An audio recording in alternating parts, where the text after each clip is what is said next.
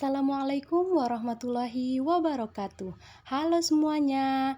Perkenalkan, saya Leni Julpawati dengan NIM 2205110227 angkatan 2022.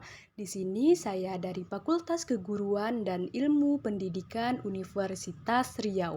Nah, pada kesempatan kali ini saya akan menjelaskan mengenai apa itu statistik pendidikan, apa fungsi statistik, apa manfaat statistik, dan apa sih metode statistik itu?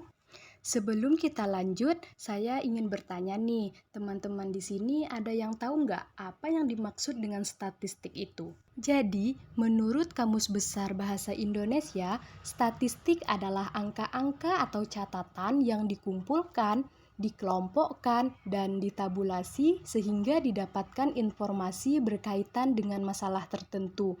Angka atau data yang ditampilkan dalam statistik diperoleh dari hasil pengumpulan data baik berupa wawancara maupun tanpa wawancara.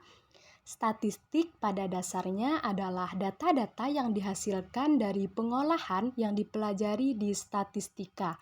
Jadi, statistika itu adalah ilmunya, sedangkan statistik adalah datanya. Itulah tadi yang dimaksud dengan statistik. Selanjutnya kita akan membahas tentang statistik pendidikan.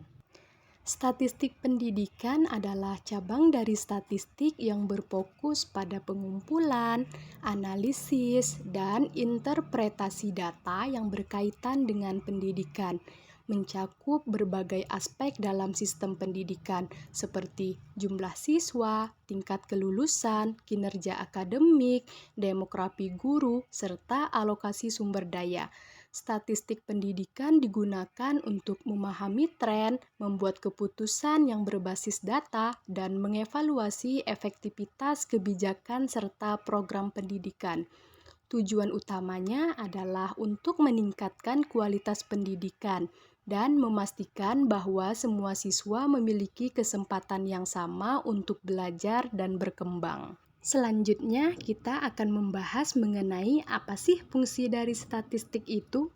Statistik mempunyai dua fungsi utama, yaitu sebagai berikut. Yang pertama, fungsi deskriptif.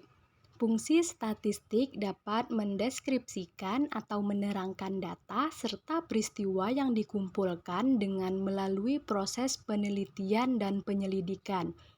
Yang kedua, fungsi inferensial. Fungsi statistik selanjutnya ialah digunakan untuk memprediksi serta mengendalikan seluruh populasi dengan berdasarkan data, gejala, dan peristiwa yang terdapat pada proses penelitian. Fungsi tersebut dimulai dengan membuat suatu estimasi dan hipotesis. Apa saja sih manfaat dari statistik itu? Jadi, manfaat statistik bagi mahasiswa dan peneliti itu terbagi menjadi 6.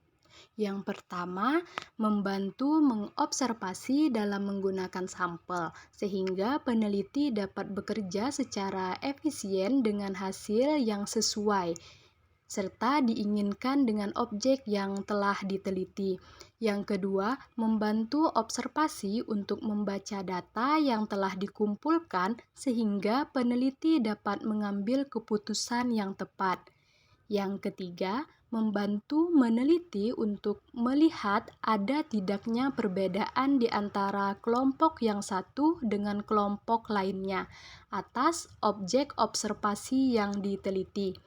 Yang keempat, membantu penelitian untuk melihat bahwa ada atau tidaknya hubungan antara variabel yang satu dengan variabel yang lainnya saling berkaitan.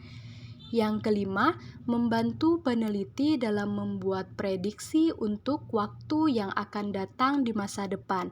Dan yang terakhir, yang keenam, membantu peneliti dalam melakukan interpretasi atas data yang terkumpul. Dan yang terakhir, kita akan berbicara tentang metode statistik. Metode statistik merupakan prosedur-prosedur yang digunakan dalam penyajian data yang meliputi pengumpulan, pengorganisasian, peringkasan, dan penyajian data.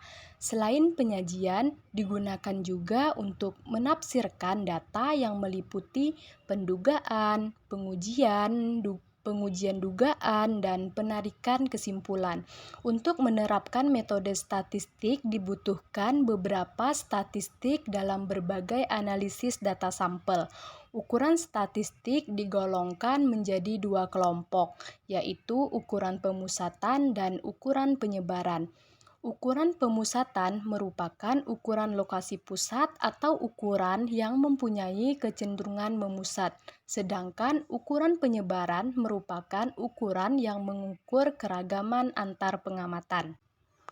Itulah tadi penjelasan seputar statistik. Semoga bermanfaat untuk kita semua. Jika terdapat kesalahan, saya mohon maaf. Saya akhiri dengan ucapan wabillahi taufik wal hidayah. Wassalamualaikum warahmatullahi wabarakatuh.